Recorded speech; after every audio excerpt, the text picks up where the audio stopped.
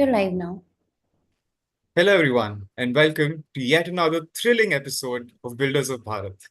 My name is Mukul Jindal, and today I welcome a guest who is probably someone who's walked into the world of data science before you or I knew it was such a big buzzword. Alok, we're glad to have you here.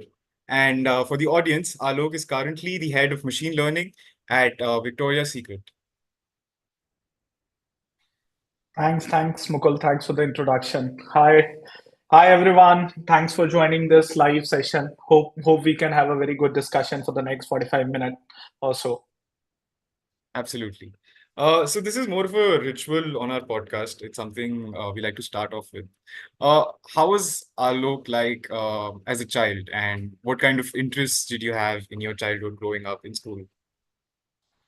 Oh, wow, that's interesting, right? Going back to your childhood days. I'd say I'm basically from Patna, Bihar, kind of a tier two city, right? Mhm. As a child, just to tell, like I'm the youngest of my family. I have three brothers, one sister, and once you are a youngest, right, you have certain leverage that you can do, less of a responsibility, lot of a fun, and that kind of a thing. Yes. Right? I grow into that kind of a thing. It's Mhm. very different at that point of time because there was no social media, no cell phones and all. We Yeah. used to play a lot, lots of bonding and all those things. Mhm. So it was that kind of a thing. I was more bit naughty, right? Have to fun and all those things. I was Yeah. decent in study, no doubt about Right. that. I did my schooling from Gyan Niketan, 12th from Science College, Patna, one of a renowned college there.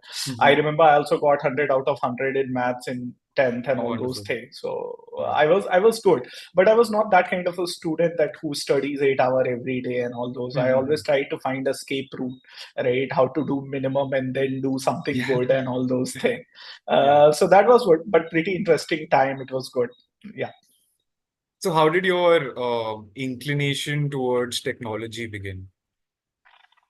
It all started at the graduation level, right? Okay. But still, I would say not much. I did my engineering from NIT Nagpur, Mhm. right? It's at least top 10 or top 20 engineering college, at least at that point of time. I believe still it's the Awesome. same with the same brand and all those things.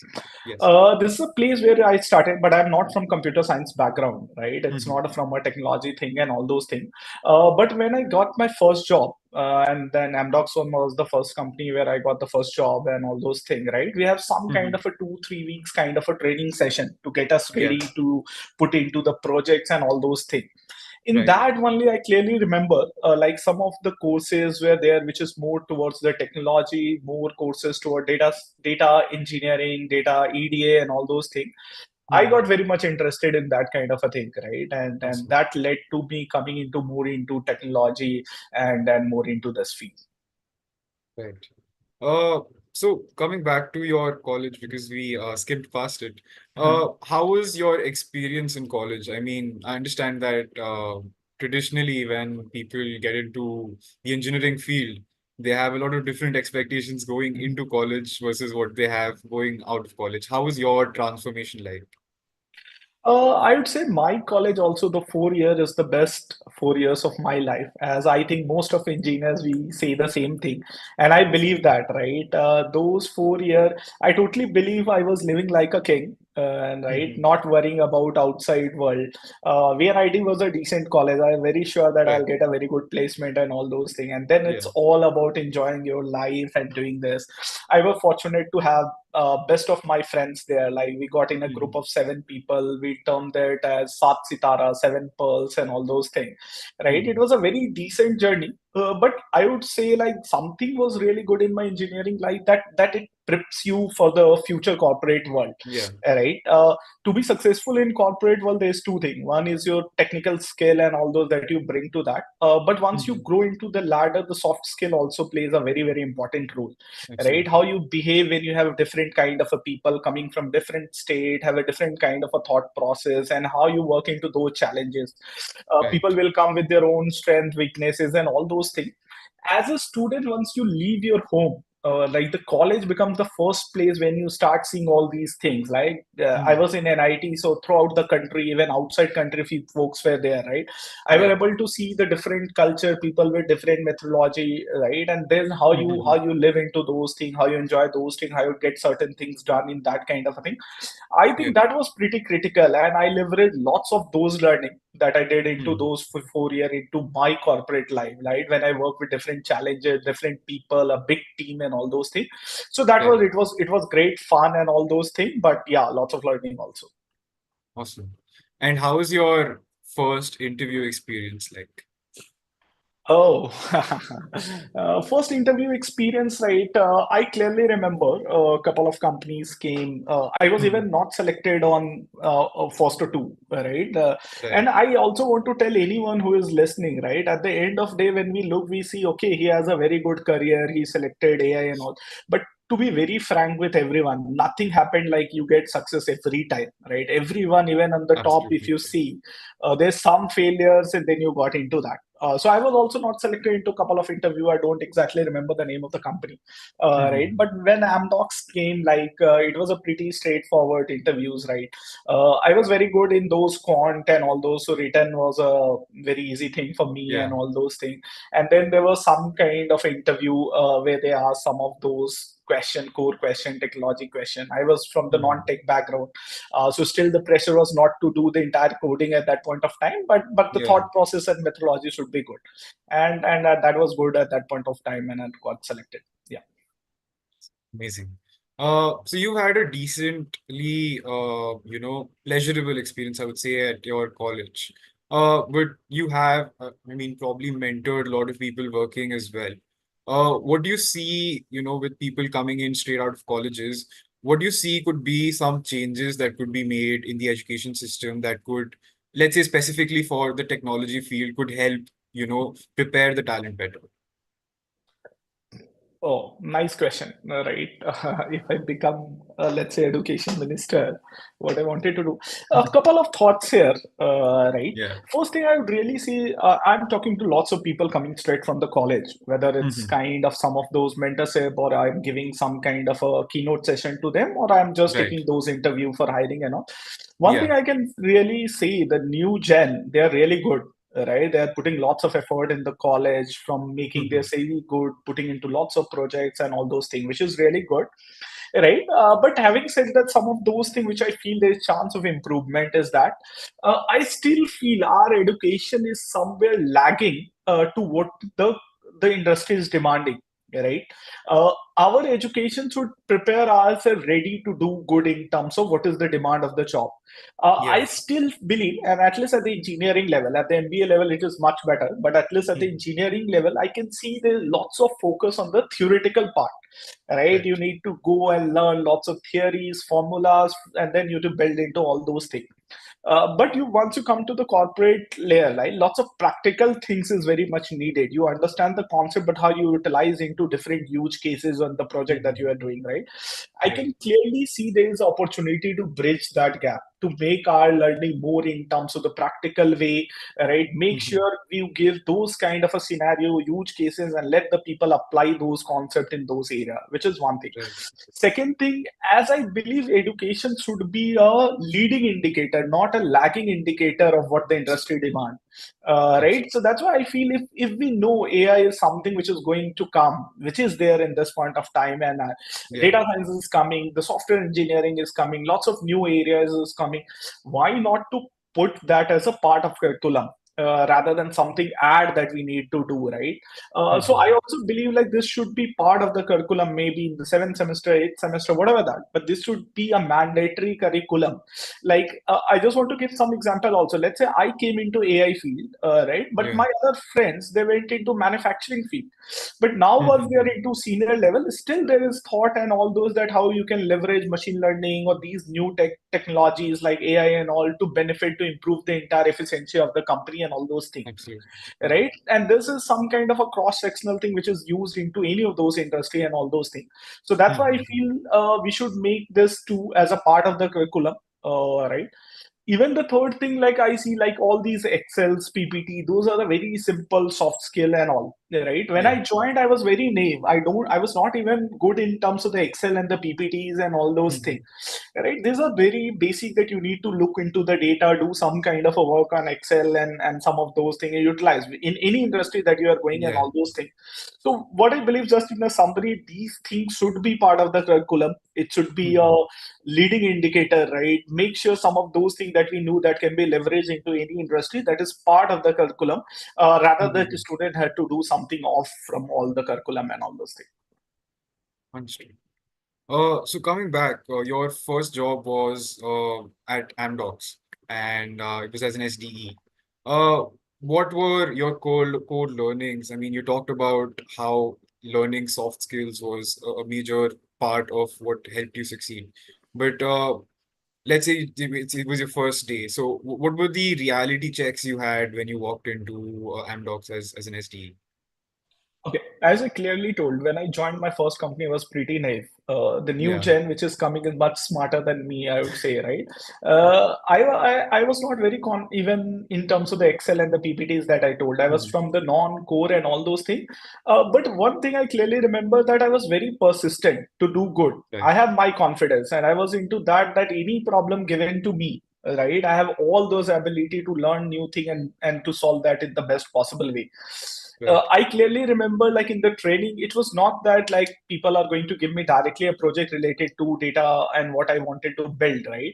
But it was Mhm. my person. I remember there was a mentor who was giving us like few weeks training and all those things. Every day I used to go to him and say, "Okay, I really love this area. Can you give me a project in that side? Please give me a project in that side." Right? Mhm. I know he was completely the why this person come every day and say the same thing, right? But I was very persistent because I know because Mhm. that is my interest area. I want to build that, right? Right. And I was very fortunate. I remember churn prediction was the first project that I got, which is a churn prediction for a telecom giant in US, AT&T, that we have to build and all those things. And from where my Mhm. the entire learning started. Right. Mhm. One thing I would say that, of course, at that point of time, I was not very confident all the models, data science models, and all those things. But at least I make sure that I'm learning those things. I was talking to my seniors, mentor, trying to understand what is required to make these kind of a project successful. Right. What I Mhm. need to learn every day. I used to do on-job training, try to understand what I can learn, but I also go back and to my study table and try to see, right, how I can learn those concepts, how I can bring my basics and all those things, right? Yeah. So I believe like there was, of course, challenges and all those things, Mhm. but the learning and the persistence to learn new thing that has really helped. Other thing I also want to quote for the people at that journey, right? This is the best time to fail, right? When you are Yeah. fresher, the pressure is not so much. You can have those flexibility where you can say that I'm learning, right? And that is way, and that's why I also told like no one is perfect. Like you have to fail and then you learn, understand your mistake, then you get success. So this is at the time where you can go by a free mind, try to learn new thing. Even if you fail into something, even you do something wrong, there is some senior there and there to help you, right?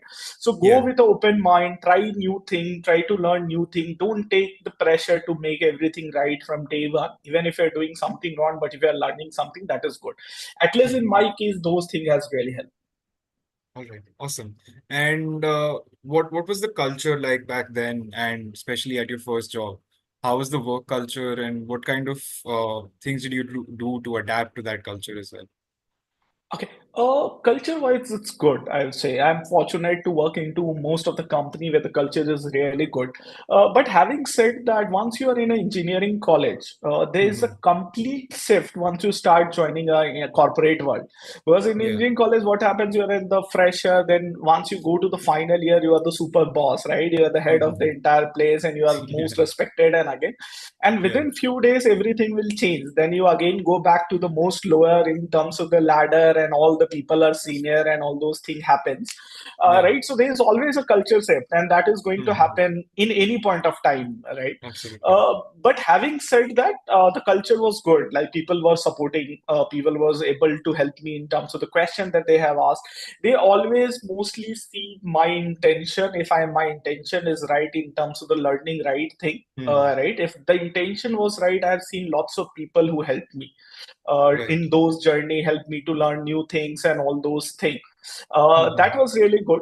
But of course, you need to adapt because the corporate is a very different culture. You need to understand how people behave there, how you solve there, how you communicate with your seniors, your teammates, and all those things. So there are lots Mhm. of learning that also comes, and that's why what I feel what you do in your engineering college, maybe technically it has not helped me a lot, but all these kind of a soft skill, like how you communicate into a different forum, how you summarize and put your thought process right when you are into meeting with Mhm. lots of senior, how let's say you build a certain kind of a model, but how you communicate that to senior and all those things. Yeah. So all those has whatever that I did my engineering, those has helped. Right, you have to switch shift, and that is part of the life that you need to continuously adapt to the culture and the different circumstances given to you, but that is also beauty of going to that place. Awesome. Really awesome. So obviously you had a fairly decent stint at Amdocs.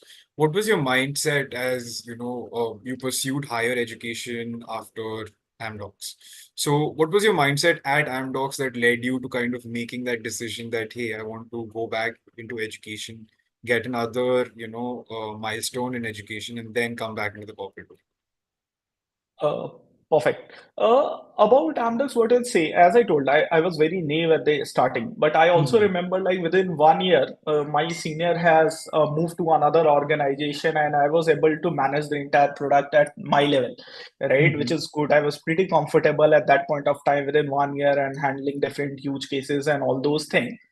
Right. But one thing was clearly coming to my mind, right? If you believe, like at that time, we used to term this as advanced analytic data mining, data science, and Hmm. all those things. But this is a field which is very core to business, right? You're not Hmm. building just one solution, but you are solving one of the huge case. Right, Yeah. whether I are looking in terms of increasing the revenue, decreasing the cost, and all those things, where the entire huge case will be related to a certain business problem that you are solving, Hmm. right? And it's always there. The best that you can solve once you're able to understand the problem and the business better. Yeah. Right.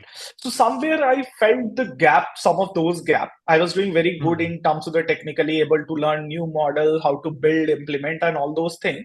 But Yeah. somewhere the translation of those business KPIs or the use case to a machine learning problem, which was very much needed to have a successful career in this point of time.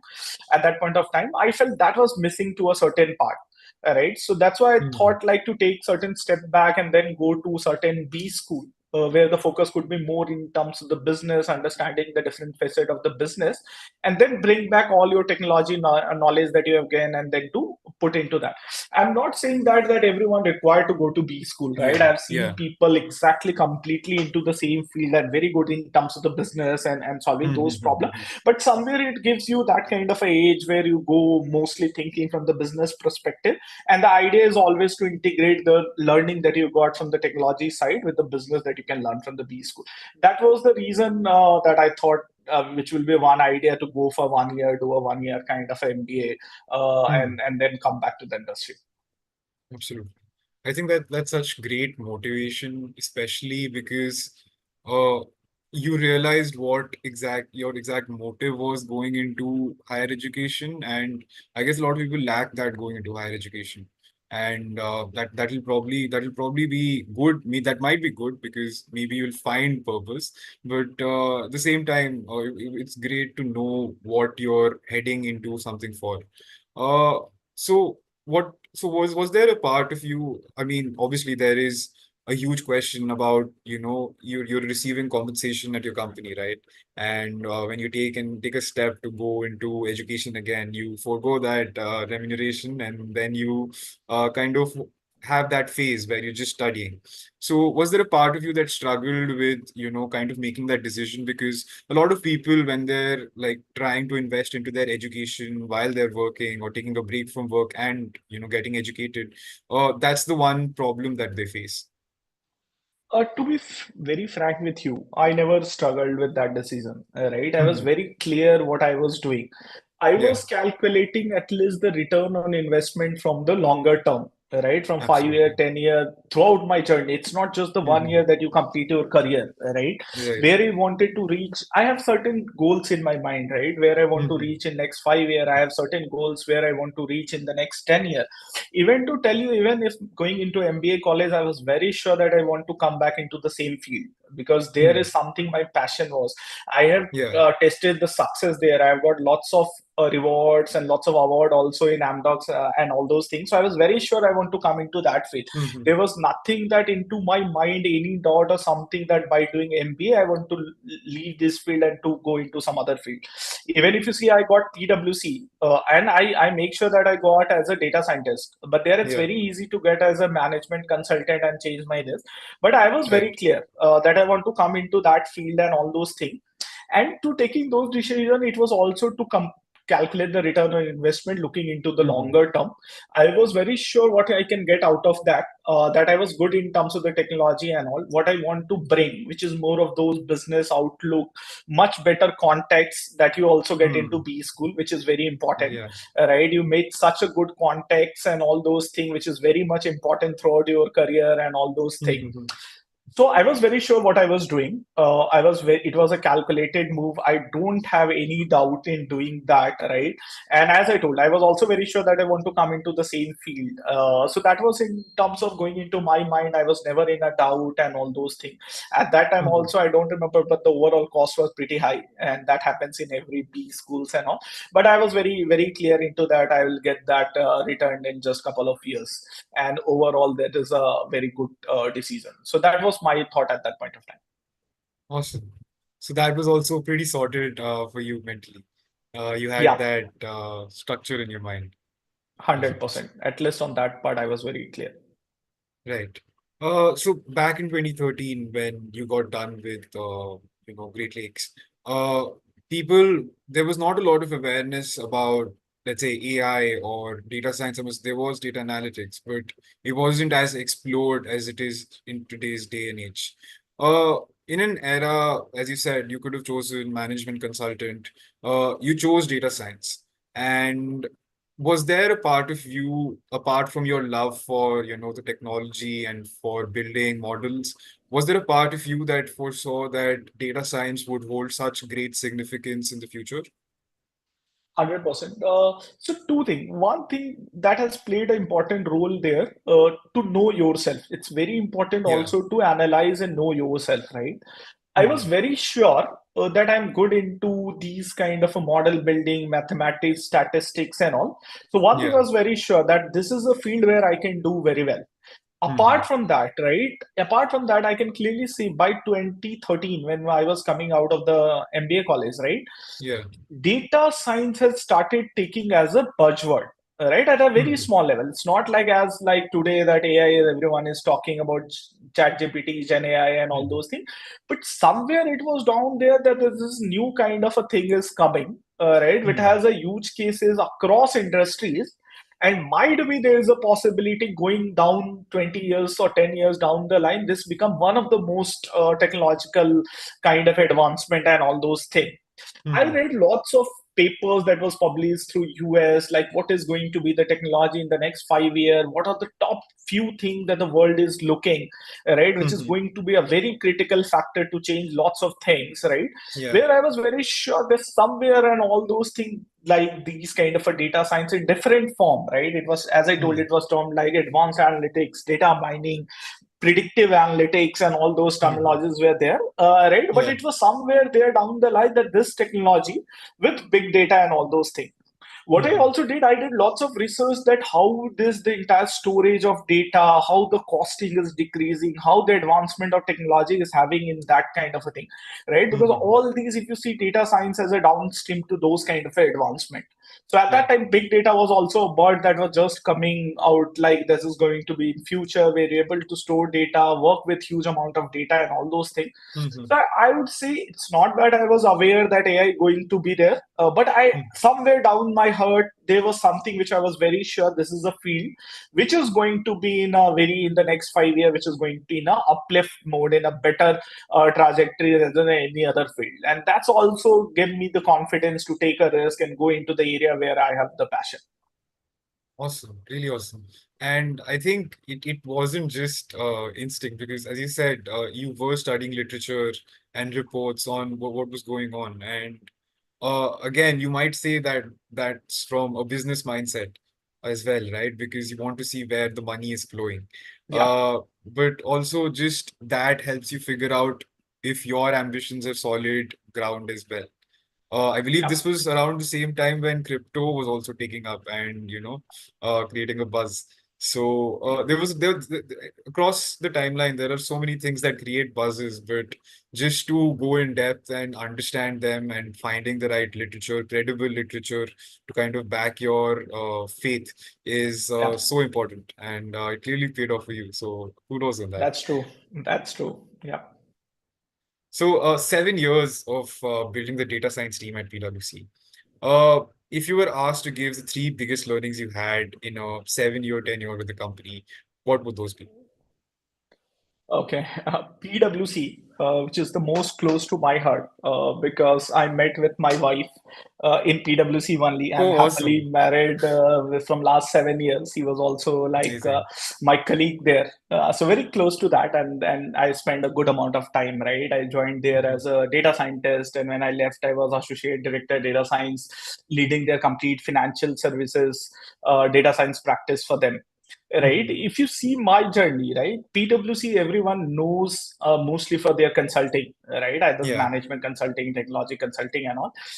We were but a small bunch of people working into these data science and that area, which I Mhm. would say is like a startup within a bigger organization. Yeah. Right, because we need to prove ourselves that data science can do lots of stuff across the industries and all those things, Mhm. which was really great to work into those things. And PwC also given me opportunity to work into different domains, because Mhm. PwC work across every domain, right? So I started with telecom, then I went to retail, then the entire financial services, banking, insurance company, private equities, then to e-commerce and all those things. That has really led me to think through into different kind of use cases in terms of that, right? Absolutely. Now, coming to your question, top three learning for me, right?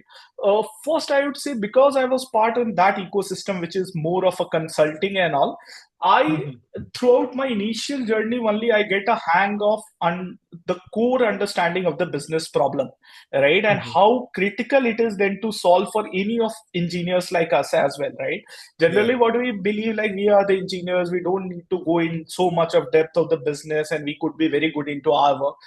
But at least for the data science professional, for machine learning AI professional, I would like to say we are engineers by heart, right? But at least we are solving a business problem, right? Mhm. So one thing at very early that I understand, that it is very important to understand the business problem and then to convert Yeah. to a machine learning problem, right? And then only you can solve the problem that you want. You can't always start by bringing a neural network architecture and try to solve anything given to you. First, you need to Mhm. think what is the problem given, what is the entire business context, what is the metrics or success criteria, and then you solve that problem. So that was one of my biggest learning, right? To think from that perspective. Yeah. Second, I would say I got a chance to build a team from scratch, right? Because Mhm. it was, as I told, it's a kind of startup within that, a bigger corporate house, right? Where we started with just a couple of folks. When I left, it was a much bigger team, which I built around 30 plus Mhm. kind of a data scientists working with me and all those things. So I Mhm. also got lots of learning, like how to build these teams, right? And as a people leader and all those, what I understand, right, everyone will come with their own strength or weaknesses, right? As a group, Mhm. anyone can't have all these strength and all everything and he can do. As a group, as a leader, it is very important to understand individual strength, weaknesses and all those things, and also to make sure how you use someone's strength and someone weakness to make a perfect team. Right, so Mhm. those kind of a people skill, that how you build a team from scratch, what you look from building those team, how can you leverage the different skill set that the people bring and how to utilize that, that was also the core learning, right? And third, I would say, right, is more towards communication, right? Because when you work with a data scientist, when we talk into our community, we use lots of technical jargons, right? Mhm. Because everyone understand that. But Yeah. once you're solving those problems, most of the time you are connecting with the stakeholder who doesn't understand your machine learning or AI, Yeah. right? Because he doesn't understand your terminologies and all those things. So how you communicate to a non machine learning guys or AI guys or technical guys so that they understand the value that you are building and all those kind of a thing. That is Hmm. also something that I believe that I learned throughout my career in PwC. And I believe this is very important for anyone who is thinking to come into all those things, right? Don't just completely blindly go on the technology. Think about the huge cases and how you wanted to solve. Think you how you're communicating either in your interviews or in your work and all those things. Think about the people that you are working, what strength and weaknesses that they bring and all. But these three, I would believe, was the key learning during my time in PwC.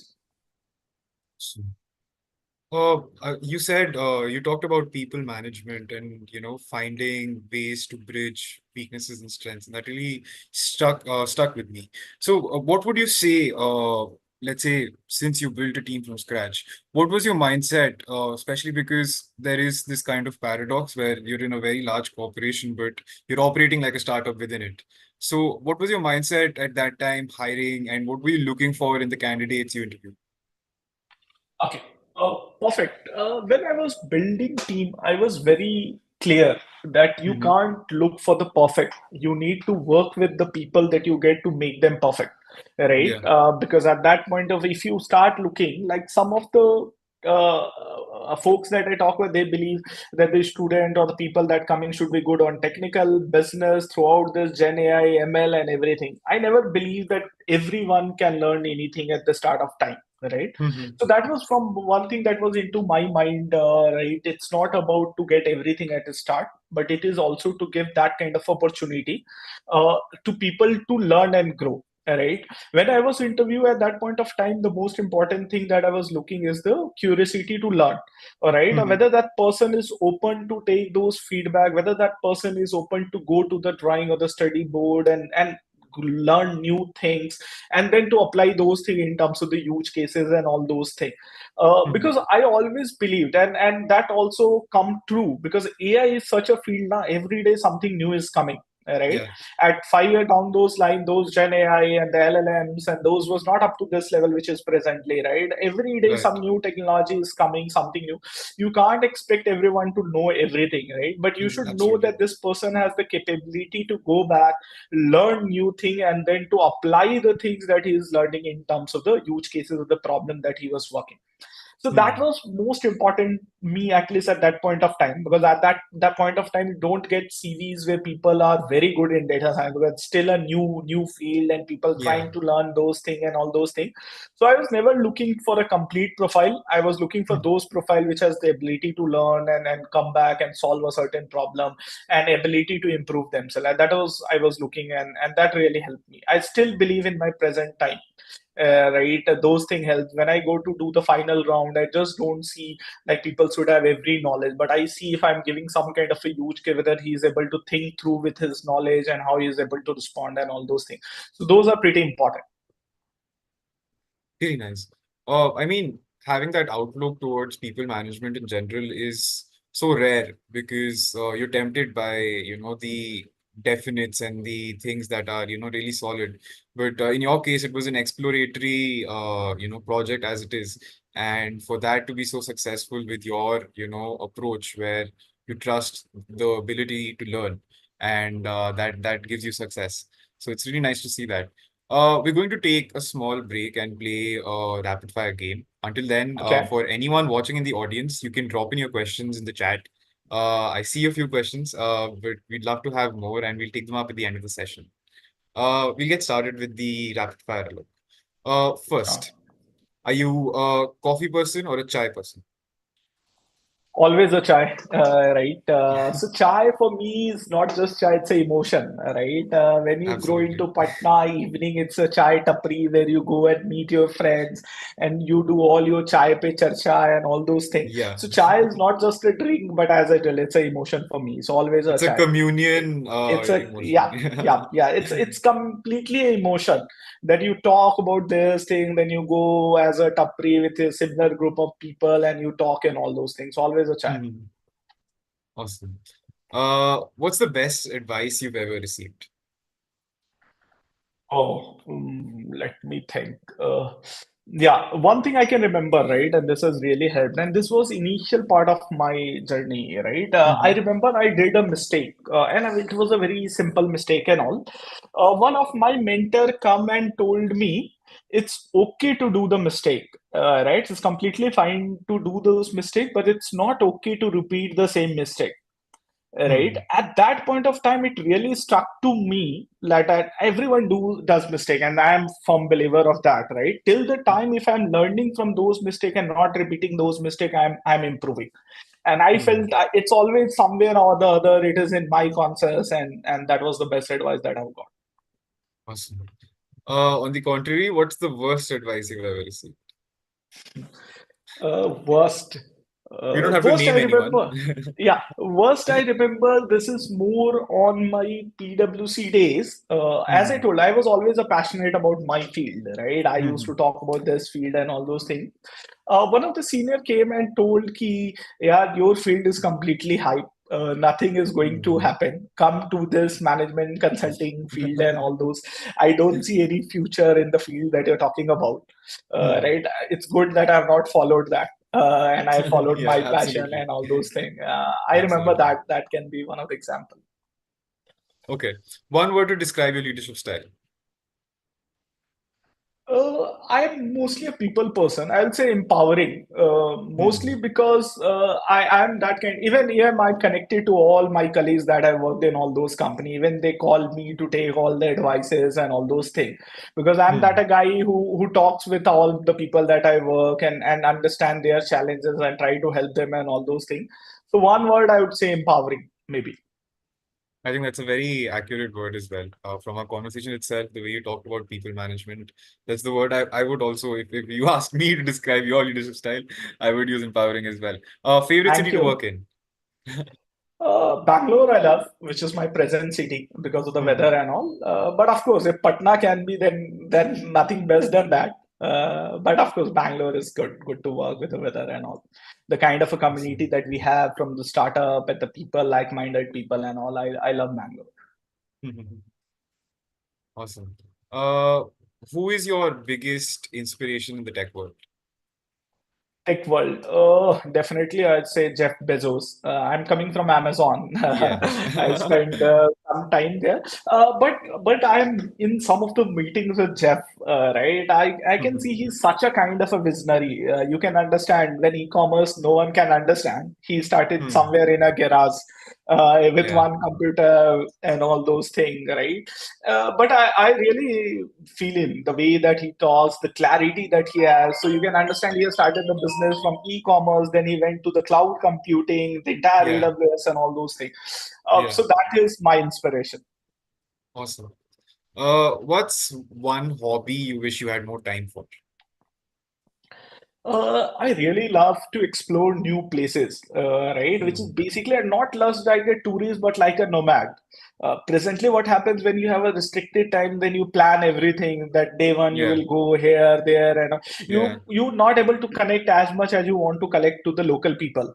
If you Hmm. ask me, like really, if I have the all time and all, what I'll do, I'll not plan and go somewhere like a nomad and all, and try to live couple of days without thinking much and enjoy Yeah. those things. So that definitely that would be the thing. No timelines and timetables. Yeah, yeah. Move as Awesome. per as you are wishing, connect to the people, understand the local culture and all those things. Yeah. Really nice. What's your preferred mode of learning? Books, online courses, or hands-on experience? I would say the biggest benefit that you get from hands-on learning, there's no Hmm. alternative of those, because then you know exact problem and how to put all the different element to solve those problem. But having said that, into our field, which is more technical and all those things, sometimes you also need to go back to the books. So in my cases, like of course, most of the learning is on job, but definitely there are times where I gone back to my statistics and ML and all those kind of a book and read a lot. So yeah, it's a combination. Awesome. Uh, AI in 10 years, more opportunities or more challenges?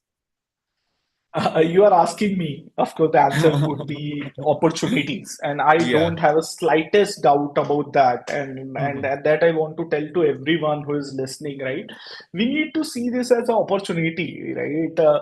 Back when think about those area when machines were coming, people were saying the same thing that it is going to take our jobs and it's a threat Yeah. and all those things. The first time the computers come, I hear all the stories from my dad, uncles, and all those things. They used to Yeah. say the same thing. People believe that they are going to take all our jobs now. The computer will do everything. But do you see a future without computer? No, because it's a global economy, right? Someone is going to do your job more efficiently, and Hmm. eventually that is going to happen. So you can't be Yeah. into that way thinking like, let's take something which is not efficient, because Hmm. someday or the other day that will come. That's why I can see the AI that it is going in the way throughout across industry. It's not just dependent on the technology industry. It is on the entire all across the industry that I can see. There are lots Yeah. of opportunities and all those coming. That's why I believe take this as an opportunity, right? Take this as an enabler. One of those things that I Hmm. have felt like AI as an enabler, because we do day to day our work and all those things. What AI Yeah. can help you to make you more effective, right? Hmm. Let's say you Right. are just writing your email, you are doing some kind of a summarization, you are working into certain things and all. Why not to use AI, your chat GPT, the best friend, and to do your work more effective? Then what it will that you Absolutely. will get couple of more hours to be more Hmm. creative. Right, then you will also do all use AI to do all your mundane work and all those things which are not very happy, so that you complete early, and then utilize couple of hours to do more creative work where you learn, you want to, that gives you more happiness, where you want to get more creativity and all those things. And So you free up definitely, bandwidth to fail as well, because otherwise you're yeah, on a crunch of time. yeah, then you know that I did my job, I use AI, I did that in a 2 hour. Even if it is not good, okay, that's fine, I have another couple of hours to do this again, right? Yeah. That's why those creative thing, whatever those things that you wanted to try and all, which you are not able to do because of the time pressure, do from that perspective, which I Hmm. definitely believe. And for the people, I always believe like use AI and think from continuous learning and adaptability perspective, right? Hmm. AI is going to come. Don't think that we can stop AI, because globally some of the companies, some of those sector will take that, and eventually you have to go that. So why not to take those route, where we can start looking in terms of the continuous learning and adaptation, and try to see how we can learn some of those things which AI can do, and then to use that as my enabler to free my space, right, and do Absolutely. some of the job that I wanted to do. So because you asked me, I can clearly see it's always a good thing, much best thing that has done. Let's utilize this in a positive way rather than thinking more in a negative term.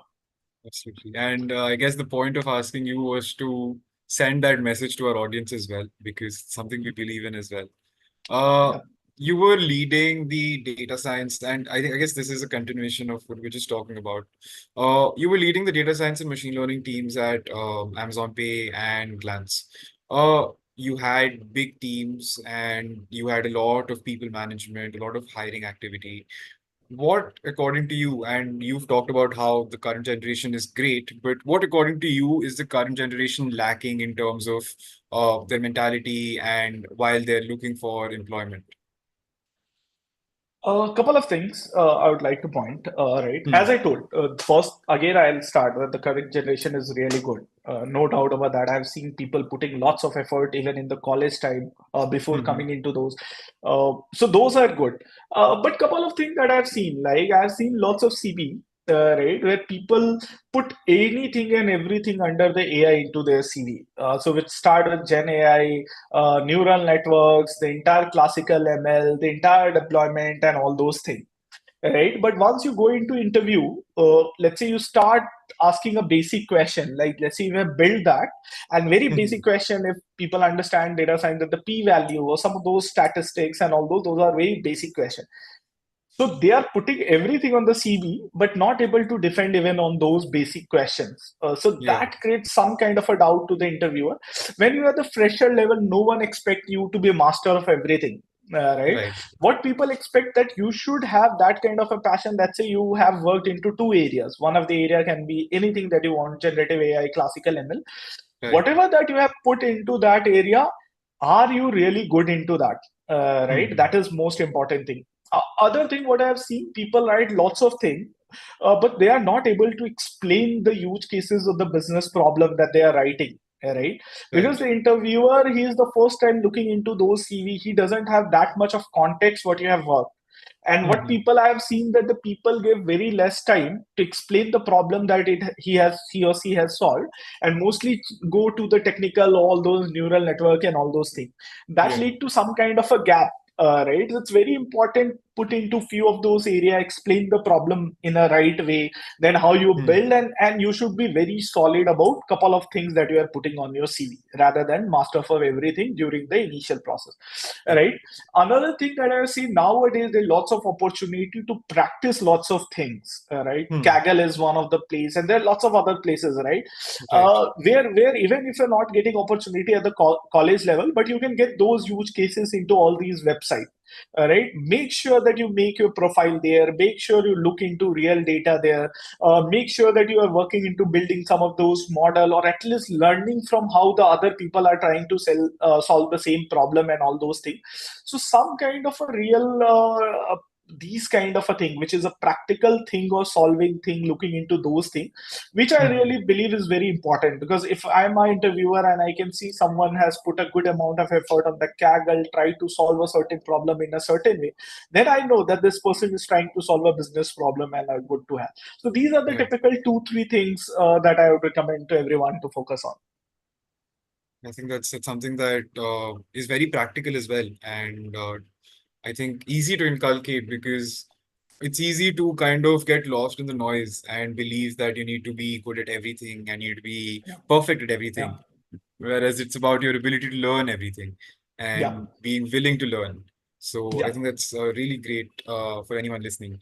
Uh, if there was one thing you could tell your younger self, what would it be?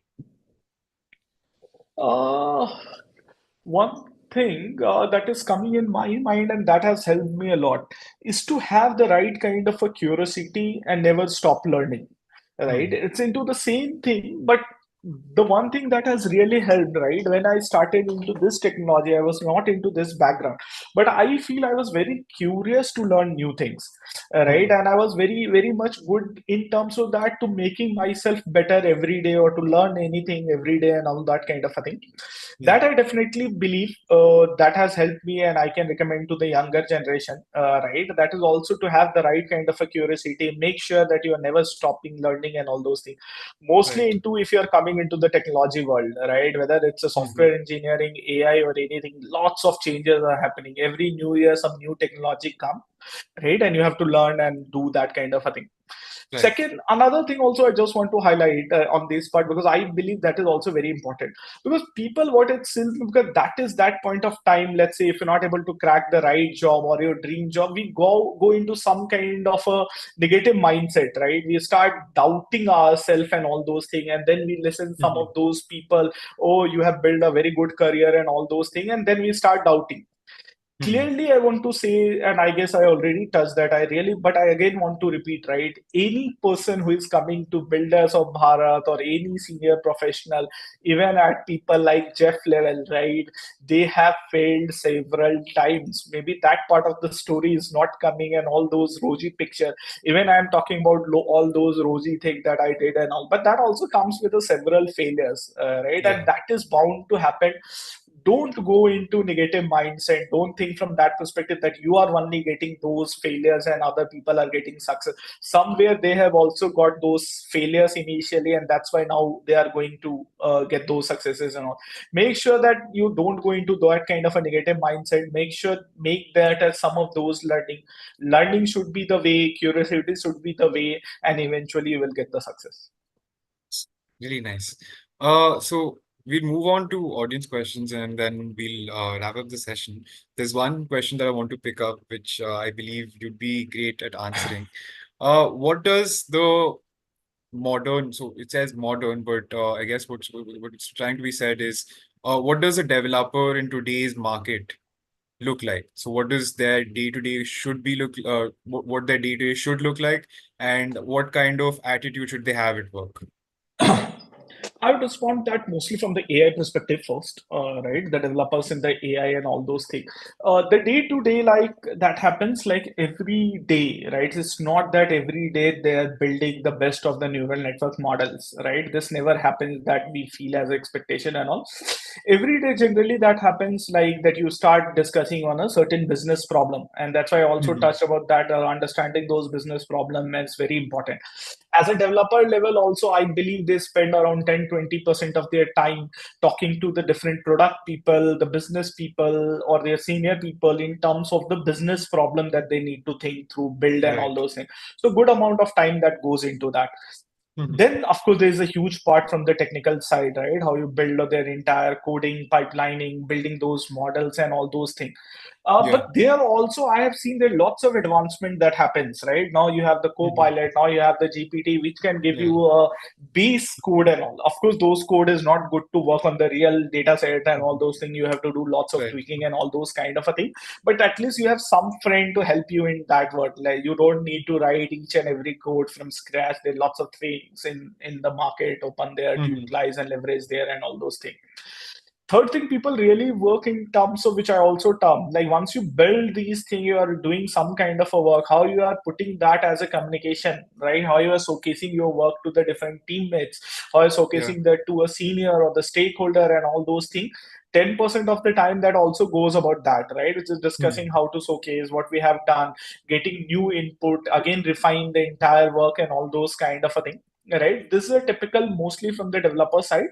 But generally what I have seen, at least for the people that I am working in all my company, we also put at least the weekly around couple of hours mostly from the learning, right? So we are Right. completely into some of those use case working, but we definitely put couple of hours on Thursday and Friday where we Mhm. just go and do a research paper review or a reading within that group, so that we are also aware of what's coming in the world, right? What Right. is the new thing that is coming, and how we used to do a very detailed discussion, and how we leverage those kind of a research paper learning into the kind of a problem that I am solving at present and all those things. So I Mhm. believe some portion of the time of those AI developer, because it's changing very fast and we need to be very sure how the world is going, what are the new research paper coming, new models coming, technology coming, to spend a good amount of time as well. So it's a Yeah. basically these four things are the typical day-to-day work. I think that's really insightful for anyone looking to break into AI and building a career there as well. Uh, Alok, I just want to say, throughout the session, it's been such a delight because you've really reiterated how important being open to learning is. And for everyone in the audience, this is, I guess, the most important thing, and it's not something we have a live example of as well. Alok has constantly learned, and he's constantly been inquisitive, and that has resulted in him, unlocking this kind of growth in his career and being and having the success that he does today. Alok, thanks a lot from our community, from Team Recro, and from everyone in the audience as well. I'm sure who really took away some real gems of knowledge from you today, and we hope you had a great time as well. Thank you so much, Mukul. Thanks to you, to your entire team, Recro, and all those things. Because I really love to talk to the people. I really love like to share some of my experience and all those. And you have given the opportunity by this platform to talk and all. I thoroughly enjoyed our last 1 hour or so, the kind of a discussion and all. Yeah. And as I told, I love these things. And thank you for giving this opportunity. Thank you for joining us. Thank you for giving us your time as well. To the audience, we'll join you next week with yet another insightful session. Until then, good evening and goodbye. Bye bye. Thanks a ton to everyone who listens. Thank you. Have a great career and don't fear of failures. Everyone fails and then success comes. So enjoy your time. Bye bye. Bye bye, everyone.